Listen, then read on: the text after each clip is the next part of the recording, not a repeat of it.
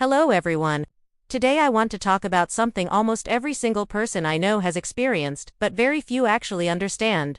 That sudden, out-of-nowhere crash. You were fine an hour ago. You had energy, you were focused, you were getting things done. And then, without any real warning, it hits. Your eyes get heavy, your brain goes foggy, your motivation just disappears. You reach for coffee or something sweet, and you tell yourself you're just tired. But here's the thing: that crash is not random. It's not laziness. It's your biology sending you a very specific message, and today, I want to help you actually read it. Let me start with what's happening inside your body when that crash occurs. The most common trigger is a rapid drop in blood glucose following a spike, what most people know as a sugar crash. But it goes deeper than that. According to research, the speed at which blood glucose rises after a meal is just as important as the absolute level it reaches. When glucose enters the bloodstream too quickly, after processed carbohydrates, sugary drinks, or even what looks like a healthy fruit-heavy smoothie on an empty stomach, the pancreas releases a surge of insulin to clear it. That insulin response is often disproportionate to what's actually needed, and it overshoots.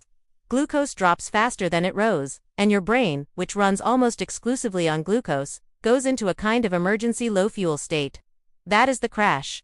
It's not weakness. It's a miscommunication between your gut, your pancreas, and your brain. But here's what I find even more interesting, and this is where it connects directly to gut health.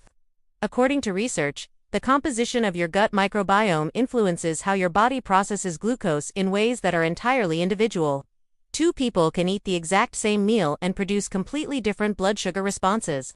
A study on this tracked continuous glucose monitors across hundreds of participants and found that gut bacteria diversity was one of the strongest predictors of glycemic stability. People with lower microbial diversity tended to have sharper, more dramatic glucose swings, and with those swings came more frequent and more severe energy crashes. Your gut bacteria are literally shaping the rhythm of your energy throughout the day. Now I want to take a step back and talk about something that goes even further upstream: sleep. I know, you've heard it before. Sleep is important, get 8 hours, all of that. But I'm not here to repeat generic advice.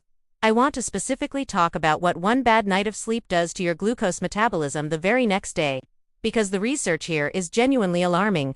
According to research, even a single night of poor sleep, defined in most studies as under 6 hours, significantly impairs insulin sensitivity the following morning.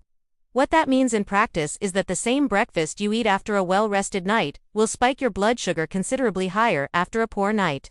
Your cells become less responsive to insulin signal, glucose lingers in the bloodstream longer, and the subsequent crash when it finally clears is sharper and more disorienting. In one study, this was examined in healthy young adults with no pre-existing metabolic conditions, and the results showed that just 2 consecutive nights of restricted sleep produced glucose responses comparable to early-stage insulin resistance.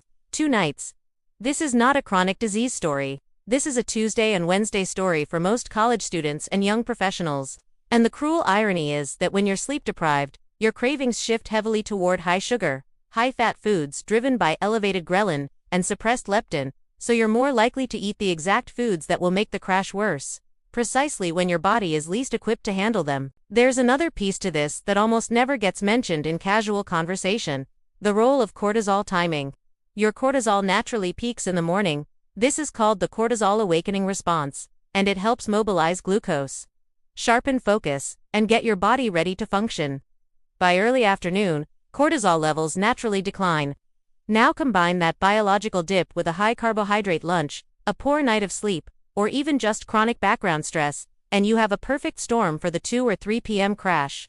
In one study, this phenomenon was examined closely, and researchers found that individuals with flattened cortisol curves, often a result of chronic stress and sleep disruption, experienced more pronounced afternoon fatigue, regardless of their diet. It's not just about food. It's about the entire hormonal context in which that food lands. So what do you actually do with this information? I'm not going to give you a list of supplements or a strict meal plan.